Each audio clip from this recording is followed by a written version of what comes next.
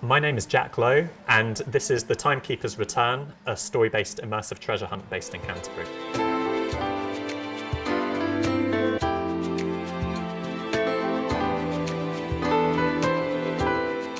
So this project started when I worked for Canterbury Business Improvement District, and I got to speak to a lot of the businesses in this area in the Canterbury Cathedral Quarter.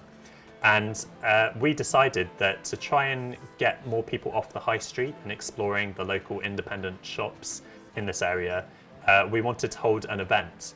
And we decided that a treasure hunt would be the best way to go about this because it naturally encourages people to explore their surroundings and think about what is here that they might not have noticed before. So I decided to do this event as I'm going on to do a PhD, where I am making games myself like this that are treasure hunt based and based on using technology to explore your surroundings. So our ideas just kind of married together. We decided that I would design this and write the story and put all the QR codes in place and make the game myself.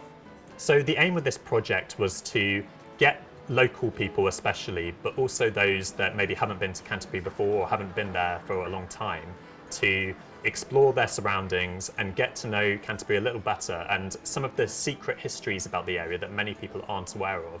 So for example, in the treasure hunt, we talk about ghost stories that people might not have heard. We look at parts of their surroundings like grotesques and gargoyles on buildings.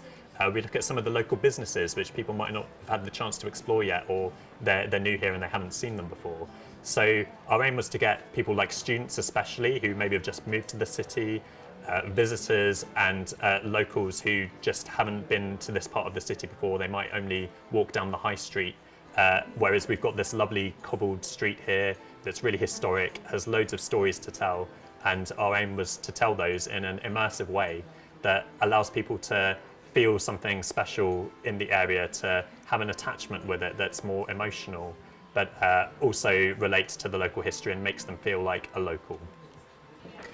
So Canterbury is a really interesting city to do a treasure hunt in because the thing that makes it unique in terms of its built environment is the fact that its historic past is so visible in the environment. So you can see traces of the Romans, you can see traces of the Normans and the Saxons. It's all visible there, and it becomes a kind of collage that you can see in the built environment. So for a treasure hunt, it's perfect because you can pick out all those details from different time periods and get people to notice them and then tell stories about them.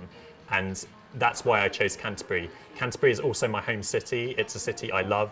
It's the city I grew up in, and so I have a very strong emotional connection with this city.